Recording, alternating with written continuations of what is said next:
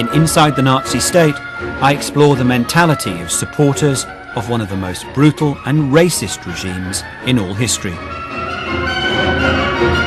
In this programme, you'll meet one of the last survivors of the early days of Nazism. Ich bin glücklich, dass mir I'm glad that I met Hitler, his best side. Surely he must also have dark sides. But I saw this wonderful side, and nobody can take that away from me. And a Bavarian woman who has shocking views about her time as a teenager in the 1930s, living under Nazi rule. I thought it was a good time. I liked it.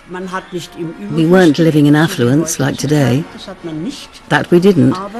But there was order and discipline. And a banker's son who hurried to join the Nazi party straight after Hitler became Chancellor of Germany. In 1933 you thought it was the beginning of a new German wonderful period, you know. We thought the wrong thing.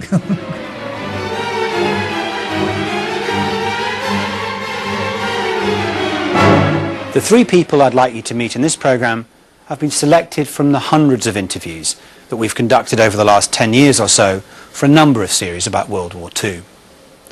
First person I want to introduce you to is this man, Fridolin von Spaun. Born in 1900, he was already well into his 90s when I encountered him in 1995, when we filmed him for a series I was writing and producing called Nazis: A Warning from History. The interview took place one winter evening in his small cottage in the Bavarian countryside. It was a memorable experience for me, for von Spaun had been present at the very birth of Nazism, amidst Germany's defeat at the end of the First World War. Das Kriegsende. The end of the war, what happened along with the armistice, was for me an extremely sad disappointment. Because at that time, like most boys then, I had patriotic feelings. In the end there was a collapse. Somehow I felt it like a slap in the face. Germany's defeat in 1918 led to economic and political crisis in the country. Some on the nationalist right sought a scapegoat for the loss of the First World War and falsely blamed the Jews for the defeat. On the political left, others, supporters of communism, sought to orchestrate a revolution, an event Fridolin von Spaun wanted to witness. I just had to see for myself how such a revolution is done. I was driven to Berlin by curiosity, and once there I threw myself into the tumult. The city was absolutely mad. Hundreds of thousands of people ran through the streets and were shouting. Fridolin von Spaun went to hear Karl Liebknecht, one of the leaders of the communists, but he wasn't impressed. Because of all the silly phrases which he chucked to the people, and the incredibly inflammatory statements, I noticed that he's not at all interested in creating a paradise for the workers. In fact, it's only a lust for power, and so, completely immune to all temptations from the left, I left the square an anti-communist. Fridolin von Spaun joined the Freikorps, the right-wing paramilitaries who fought against those they considered Germany's enemies. It was groups like this who helped crush the communist revolution. And just as the Nazis were later to do, they made a crude link between communism and Judaism. Actually, we also knew from Russia that the Jews there were in a very influential position. So in Germany, the impression gradually took hold, yes, Bolshevism and Judaism are the same, near enough.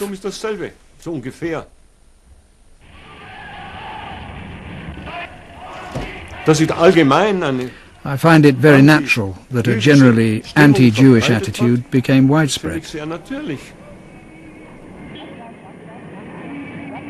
Friedlin von Spaun here encapsulates much of the embryo Nazi agenda. After the crisis and humiliation of the loss of the First World War, he feared the rise of communism, a creed he falsely linked in its totality to Judaism. Thus, to be anti-communist was inescapably, by this warped logic, to be anti-Semitic. What all this prejudice bubbling within him meant was that he was massively predisposed to listen to the extreme views of Adolf Hitler, another anti-Semitic, anti-communist. When he read Mein Kampf, Hitler's autobiographical racist diatribe, von Spaun felt he had found a soulmate. Ich habe mich interessiert, was mit dem Hitler auf sich hat. Es waren auch wieder viele Sachen. It interested me what it said about Hitler. Positiv. There were many things which I took very positively. Friedlin von Spaun became a firm supporter of the Nazis and first encountered Hitler after he'd given a speech. Da schaue ich auf, tatsächlich. And suddenly I noticed Hitler's eyes resting on me. So I looked up. Und das war einer der seltsamsten Indeed, he was observing me, Momente meines and that was one of the most curious moments in my life. hat nicht misstrauisch geschaut. He didn't look at me suspiciously. Das Gefühl gehabt, I had the feeling that he is searching somehow. keinerlei Angst gehabt. I wasn't afraid at all, Den Blick sollte but I have to admit it was hard for me to sustain his look for so Da long. geschieht nun etwas. Das müssen And Psychologen. then something happened which only psychologists Der can Blick war judge. zunächst ganz auf mich. The gaze, which at first rested completely ging auf on me, einmal durch mich suddenly went straight through me to the unknown distance. in eine unbekannte Ferne. Das ist so sonderbar gewesen.